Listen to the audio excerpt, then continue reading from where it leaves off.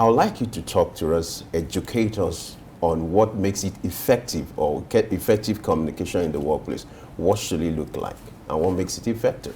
All right, thank you very much indeed, Femi. First, let's put communication into perspective. Everybody communicates, but not everybody communicates effectively. So there are certain elements in the communication interface that are very critical, whether internal communication, communication within the organization, and the external communication and what goes out in terms of communication from the company to the outside environment. So essentially, number one, critically, good communication boosts staff morale. So what you need to do, number one, is empathy.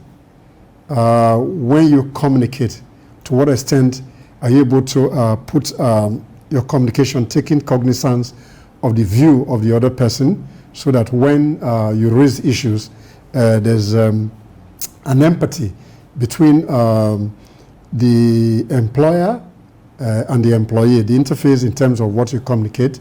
Number two, what is the tone of the communication, whether it's verbal, non-verbal. These are very critical. So you may say something and you mean a different thing. And these are the critical elements. Third one, which is very essential, is called active listening. Most times, people don't listen.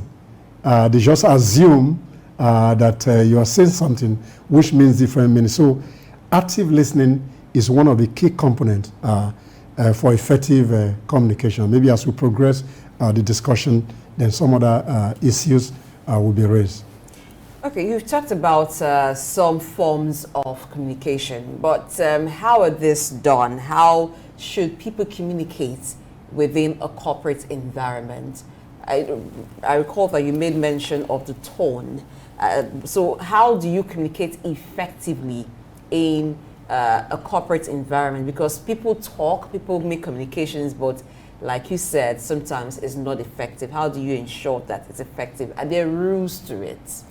If I get you correctly, are you talking about the interface or the means or the types of communication that is expected in the workplace? I'm talking about the means. How do you communicate among colleagues, within the environment? How do you ensure that the communication is effective? Okay, the common one is the internal memorandum that is simply called memo, which tend to communicate either top, down, down up on particular issues from different unit, department, divisions of the company to communicate an idea or a particular policy statement of the organization. So you use internal memorandum, but technology has equally changed that space, where you now have interface in terms of email, or you have an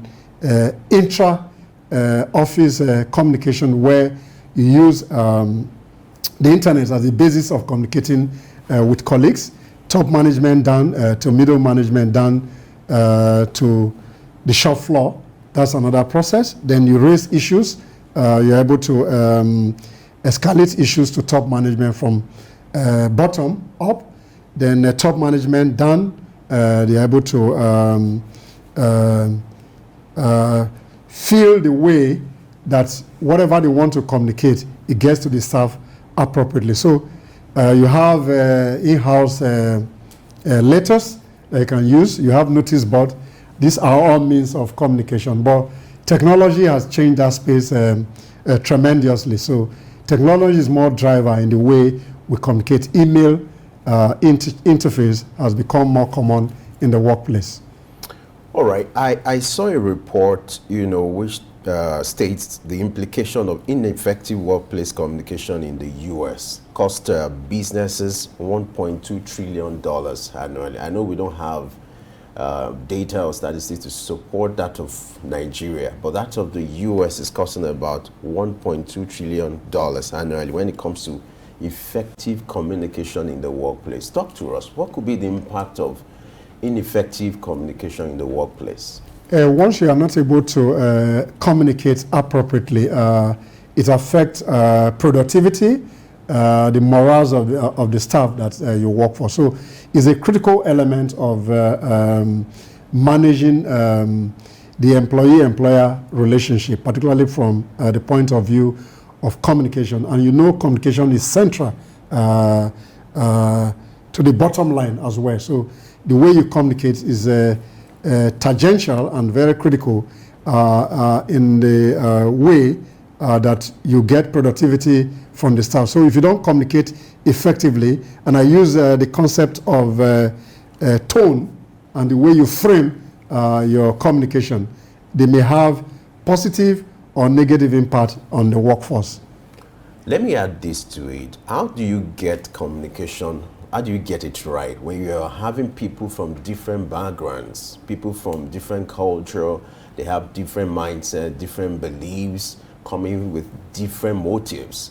How do you achieve effective communication in a group like that when you have this crop of people coming together in the workplace? I think it starts from policy. You have what you call employee communication policy.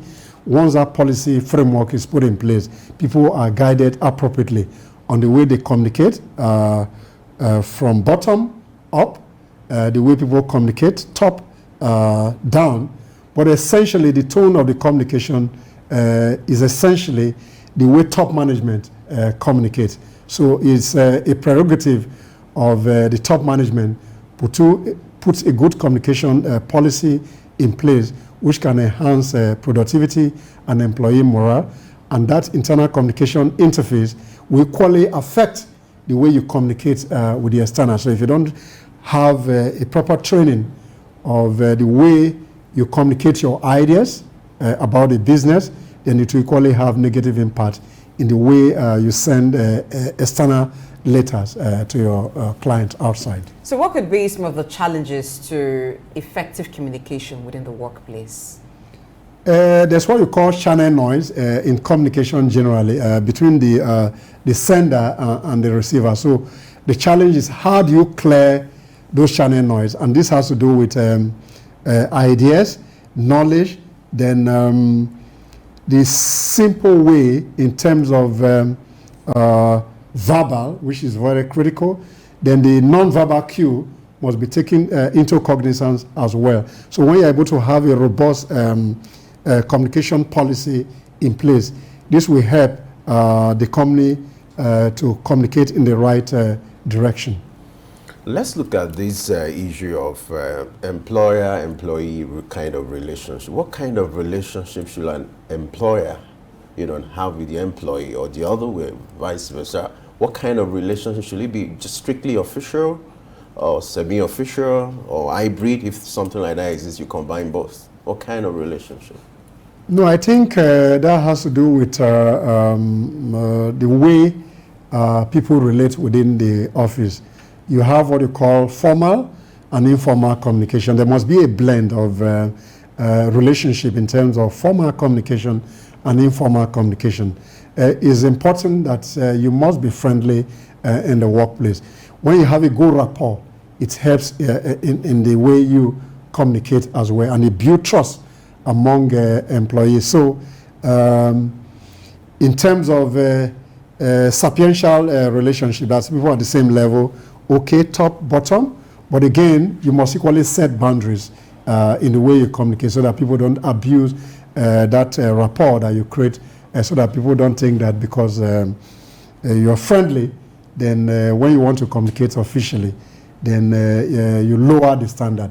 That is not the case. Somebody can be your friend, but once there's an infraction in terms of certain elements of communication in the place, you need to make those calls. So when there are infractions or when there are conflicts, how do companies, or how should a corporate organization address communication breakdown? There's a policy regime, particularly from the employee handbook. The way you communicate stated there, but then when there's a infraction, there's a grievance handling procedure in the workplace. Then you need to exploit those grievances procedure so that you can exhaust any means. So if you are okay, then the management will let you go. But if there are infraction, into the process, then some of that is in terms of query is done. And that again is a means of communication as well when you have an infraction into the workplace behavior when you don't communicate in certain right manner. What do you make of a development where you keep communicating to, let's say, a colleague or a team member? You keep communicating. I would like you to share your experience in this. Like, you keep communicating, but you're not getting results. So from your own hand, you've done your own deal by, passing the instruction or the directive. You've communicated, but the receiver hasn't gotten the message. What do you do in that instance? I think there's a challenge in terms of directive management when you communicate from bottom up or even among colleagues. There's a new a management philosophy that you call coaching, mentoring, and counseling, simply called employee counseling. These are the arena in which you're able to coach people in order that you can put some of your experience, some of your knowledge, experiential knowledge in place so that you're able to move the company in the right direction. So there are issues with communication, but then as a coaching manager or as a counseling manager or a mentoring manager, this become imperative that you need to coach your employee in a way that they understand communication or even other workplace rules and regulation. I think that to a very large extent will help. Okay, let's look at communicating not just with, among colleagues or from employer to employee. What about customers? What are the best practices of effective communication to stakeholders within the workplace? All right, I think in terms of communication generally, you need to have some elements of emotional intelligence as well, which involve you trying to become very proactive in terms of how you know yourself as an individual or as an organization. Then you need to regulate yourself in terms of the negative impulses, in terms of the way you respond to the external customer, as the case may be, or client. Then two, you need to show some empathy, which I addressed earlier. Then you need high level of motivation, then interpersonal skills in terms of the way you communicate with the people. So social skills essentially are very uppermost in terms of the way you communicate with the customer.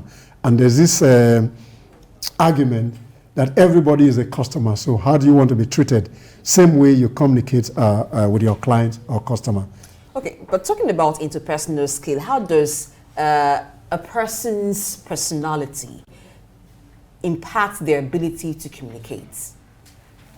Yes, you have individual differences from the perspective of social psychology, but what is key is that these skills are trainable and transferable skills. So people may have some psychological differences, but then what is important is that to what extent do people you work with impact you positively by the kind of social skills they have, and they're able to translate that kind of rapport that we talk about, that type of empathy that we talked about, will enhance the way people relate among themselves. And therefore, you need some competence in social skill. And one of the social skills we just mentioned earlier was interpersonal skill. So you need to hone that interpersonal skill so that there's a good relationship between colleagues, and that we effectively assist them in the way they communicate, and they can communicate in a positive way.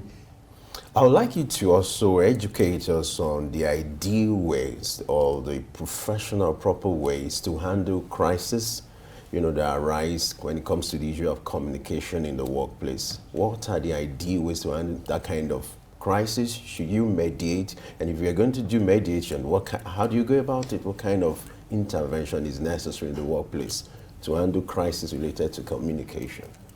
Conflict is inevitable, as they always say. People will always have conflict via communication. But what is key is that to what extent can you resolve those crises? And a little while ago, I talked about coaching, employee counseling. they become handy in terms of how you can resolve crisis, internal communication crisis in particular. But then, what is essential is you need to temper the way you communicate among yourself. You need to use civil language. You need to have mutual respect. These are key driver of effective communication in the workplace. So that is critical in terms of how you can resolve crisis communication, particularly internal communication conflicts in the workplace. Then the policy statement in terms of grievances handling. When there's an infraction into improper behavior, then those grievances will be able to resolve some of those issues. Let's look at one type of communication sometimes that is very difficult to either handle or even deliver, and that's feedback. Now, feedback, how do you constructively give feedback? Whether feedback about an employee's performance or even a colleague's performance, and how do you handle feedback, maybe from a customer, or you have been the one who is receiving the feedback from your employer or from your colleagues? How do you handle and how do you deliver feedback? I think for feedback mechanism in terms of internal communication in the first instance is mutual respect. So once there's the mutuality in terms of the way you relate with one another, that become easy to manage. But again, like I said, conflict is always inevitable. Sometimes when you communicate, people do not do active listening. So there's a misconception in terms of what you are communicating. So it's a responsibility of managers, as it were, to communicate in clear and a concise manner so that people understand what you're saying.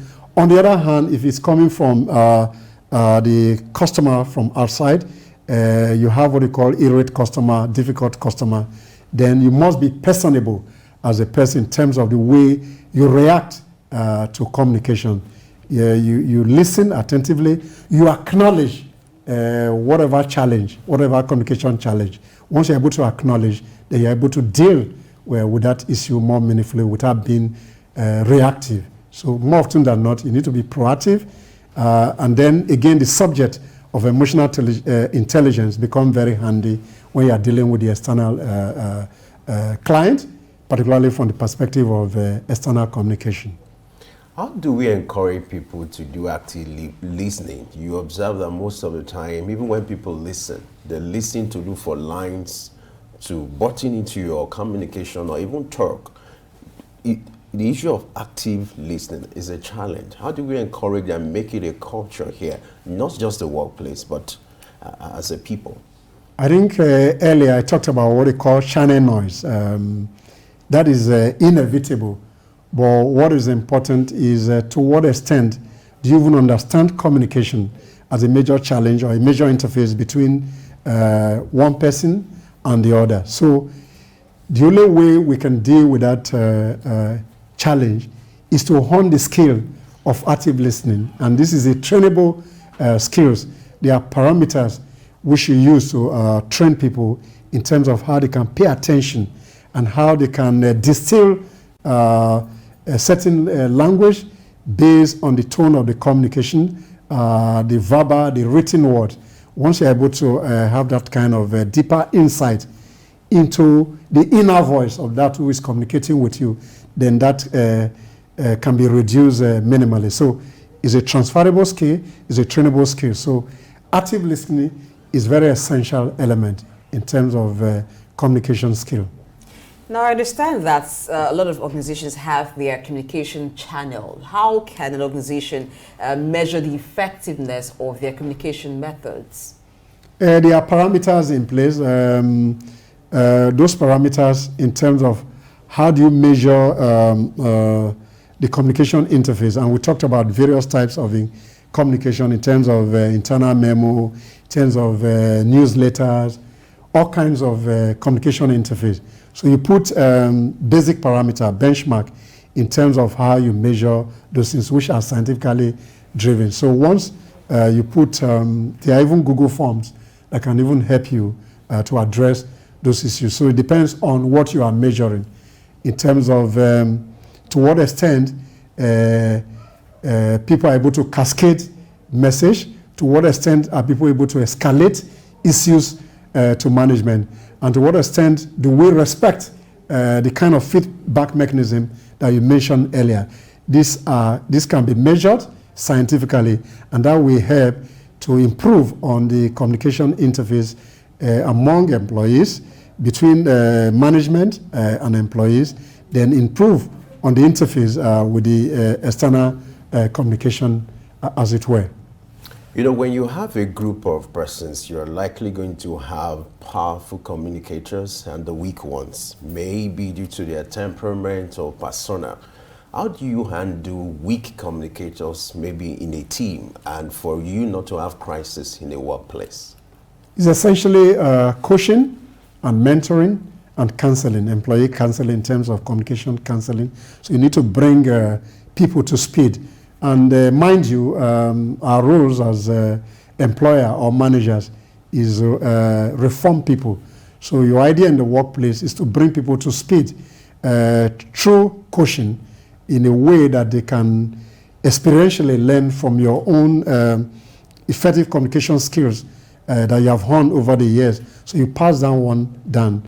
That will now improve, particularly for those who are weak in communication. So again, in-house training, you need to put people into the classroom from time to time, and you put them through communication skills to enhance the way they communicate in the workplace, and even the way they communicate with the outside. So what benefit does effective communication bring to the organization? Essentially, it's about high morale, and once there's effective communication, you can get the productivity that you demand from the employee. So it's a win-win situation. Let's look at workplace culture.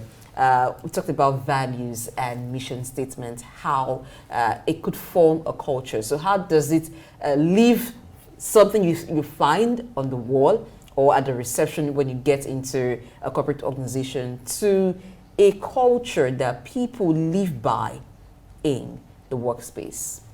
Okay, thank you very much, Blessing. I think value shape culture. But there's a challenge in our climb where you're not able to align the corporate vision, mission, and the core values in terms of what you see and cross, particularly at the reception of the company. Do people really live those value propositions? I think that would be where we need to espouse this discussion further. To what extent do people align with the vision, mission, and the core values of those companies? To what extent do this one shape the culture of the organization? There's a big disconnect in terms of value proposition and the way people actually, the kind of culture that you see in some workplaces. There's a disconnect between the values and the culture that they exhibit, even internally and to the external. For example, people will talk about honesty as a core value of a particular organization, and that same company will be doing under the table transaction. Is a disconnect between the value proposition in terms of honesty. So if your value proposition is honesty, then issues of under the table transaction should not occur. And you know what I mean by under the table transaction. That means corruption. You say your value is honesty. So you should espouse everything that is honesty. You talk about respect. Do you respect people? Do you respect your customer? So these are the core issues that we need to expound as we progress the conversation. I would like you to talk to us about some of the factors that determine the core values of a company or organization. Is it you see some people, they just do copy and paste from somewhere? What should determine if a company needs to come up with these core values, a corporate culture? What should determine, what should influence this? More often than not, I think the vision, missions, they come from the visionary That's a business owner or the founder of a business. So he has certain critical milestones of how he sees his or her business, and these are his vision. Then the core values are crafted from that vision. So, but then those values are supposed to form the culture of the organization. And like I mentioned earlier, more often than not, if I use your word, is cut and paste to some people. So that value supposed to be a critical arena where everything you talk about in your core value reflects in the culture of the staff. If you're talking about honesty, staff must be honest. If you're talking about mutual respect, respect must be there. Whatever value proposition that you espouse in the marketplace, so to speak, then you must live. That culture must drive that kind. If you say professionalism, to what extent are you professional in what you do? So if you say customer service, customer delight, to what extent do you put those values? Does the employees espouse those values when they interact with the customer? I think these are the critical issues. So, but the culture, in terms of organizations that are driven by excellence, those cultures are like a DNA of that organization. You can see that in the staff. So you walk into a reception of a company. You can always determine the culture, even from the front office, the way you are attended to, even the communication of the front desk person will show whether those core values that are dotted around the workplace really represent the culture of the organization. Okay. You just talked about you visiting a reception or getting to a reception, and you're checking the conduct of the front desk person, and you're trying to place that or juxtapose that with the company's value, the company's mission statement, if they actually do align. Why is it that sometimes the behavior of the employees or what you find from an organization does not reflect the value or the mission statement of the organization? Is it because sometimes it's not concise and clear enough, or there are no laid down structures to enable it become a reality? Let's take, for instance, Google's mission. Now, I'm not supposed to mention the name, but I just want it to be clear for all of us to see this example. Now, Google's mission statement is to organize the world's information and make it universally accessible and useful. Now, Google's value includes focus on the user, and it says all else will follow. If you even go by the mission statement to organize the world's information and make it universally accessible and useful, that you could find from the service that they deliver. Take it now to other organizations. You find sometimes very lengthy, fully worded mission statement. But when it comes to what they deliver, you just cannot wrap it around and say, yes, you actually deliver on your mission statement. You come to the core values. You don't find the staff exemplify what the company says they believe in. Again, is it that it is not concise and clear enough, or the structure to enable it to become reality and not also set in place to bring the print into reality? Yeah, I think there's a challenge when you deal with the issues of culture in terms of core value. Number one, is the top management that drives a sustainable culture in the workplace. So once those cultures are lowered from top management, then it reflects directly into the lower distance. But what is key, you need the structure and you need the enablers in terms of the company policy. When you don't lower your standard in terms of your core values, you must live your core values. Once you are not able to live your core value, then there's a disconnect between your proposition and the way you actually live those things. So it builds on the companies to live their value, and they must put a structure in place to live those values. So how do you drive and sustain those values? I think that's a critical question here. Number one is to see that you drive excellence as a basis of the way you deal with issues in the organization. So If your values are honesty, once somebody has an infraction into that, then it goes through the grievance process, and once it's established that there's an infraction, then you let the person go. So every other person will shape up. So in terms of practice, you need people who are holder in the office, what you might call champion in the office, that live these practices that you have already put in place as value. But then the challenge is, number one, how are people recruited? They go through the process. What are the strategy documents in terms of behavior? What are in the employee handbook?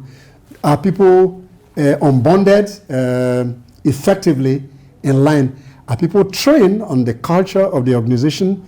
Do they understand the vision and the mission?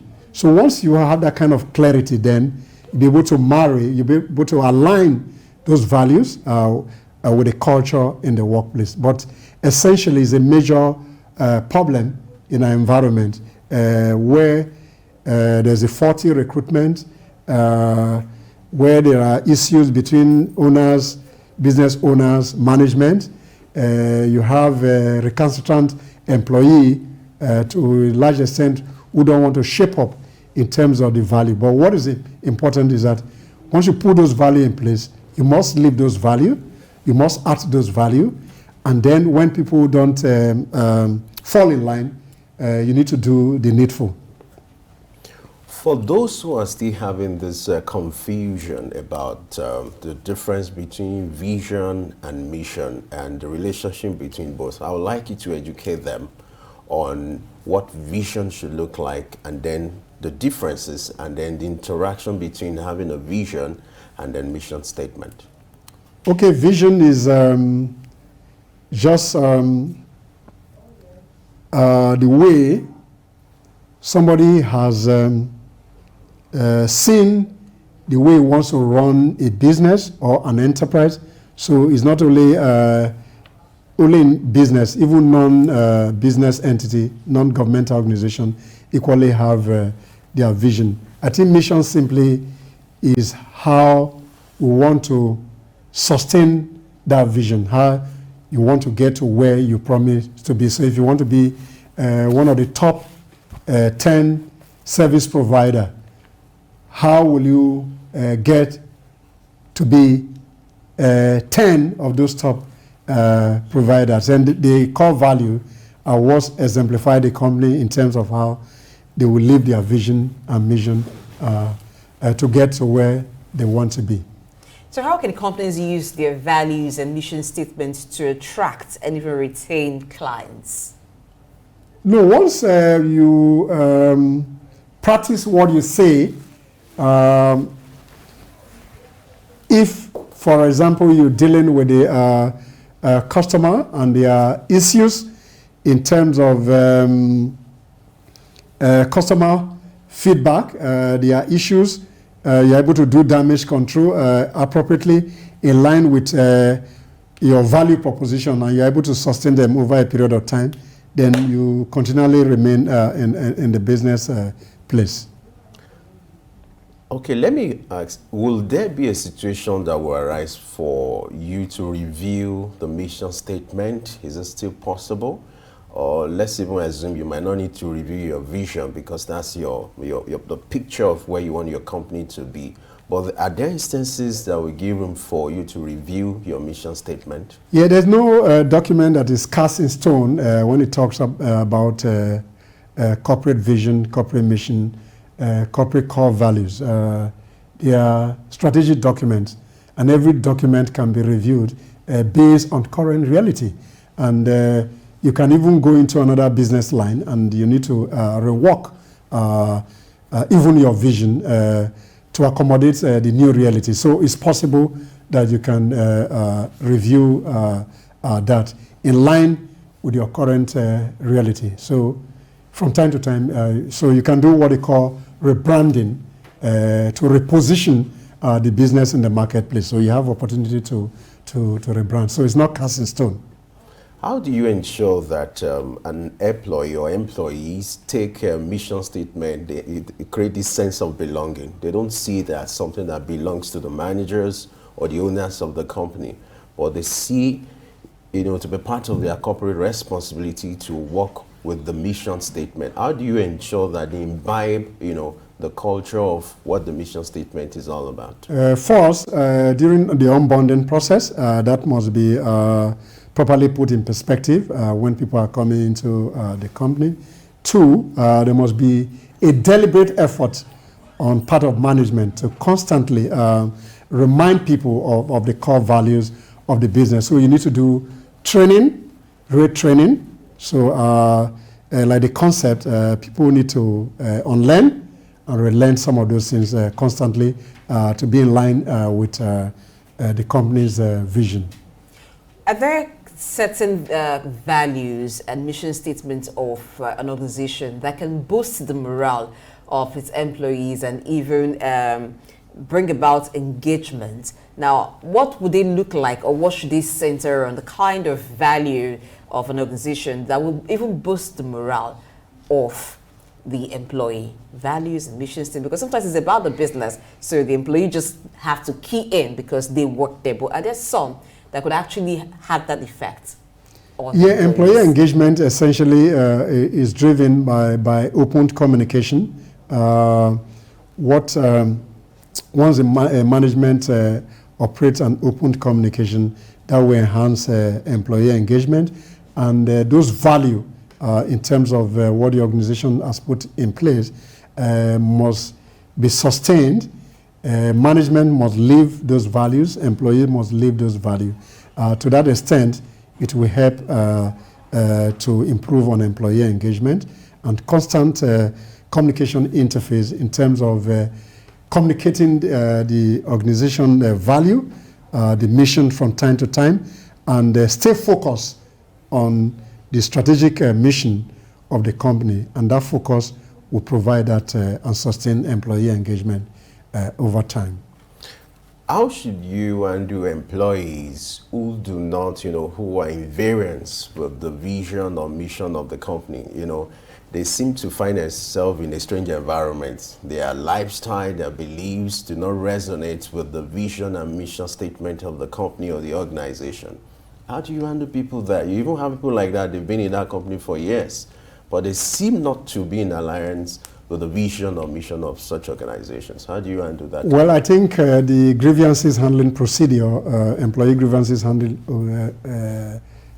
policy or procedure, we take care of that. And again, this is a responsibility of top management. Once people don't even live the values of the organization, I think in the final analysis, is a business. Even in charity, there's no charity in terms of how you engage the employee. So once employee can't really live the values, then it's the responsibility of management to do the needful. So how can organizations use their values and mission statement to address social and even environmental challenges?